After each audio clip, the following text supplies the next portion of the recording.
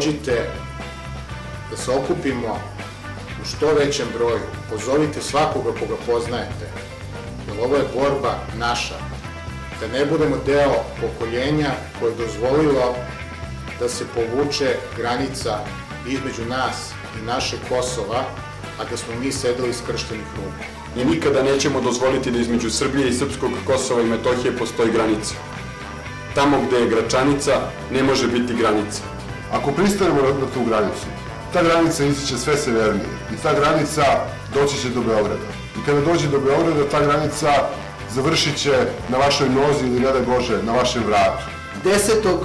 decembra ispred Saborne crkve u 17 časova treba doći, to nije veliki napor, napraviti jedan masovni skup, masovni protestni marš i onda pokazati snagu i simbolički pokazati da se počinjemo boriti protiv granice koja se želi uspostaviti između Srbije i Kosova i Metohije. Stanimo svi zajedno u odbranu Srba na Kosovu i Metohiji, ne dozvolimo da nas odvoje, odbranimo srpsku svetu zemlju. Pokažemo da nema igre sa srpskim svetinjama, pokažemo da nam je stalo do Kosova i Metohije, pokažemo da ne može i ne sme biti granice između Srba na Kosovu i Metohiji i Srba u ostatku Srbije.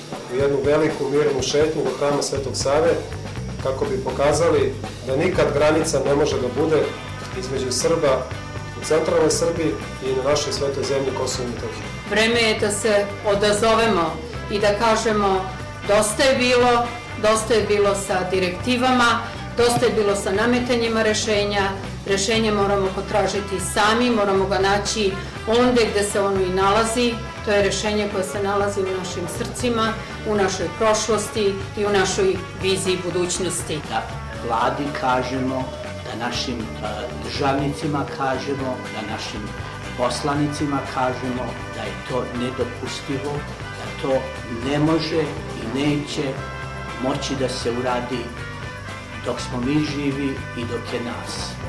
Ova akcija koju su pokrenula rodoljubive organizacije, pokreti i udruženja i savesni deo naše javnosti, mnoge ličnosti iz javnog života, sportisti, umetnici, novinari, ima za cilj da na jednom mestu okupi sve one koji se ne mire sa kapitulacijom, sve one koji žele slobodnu, nezavisnu otadžbinu.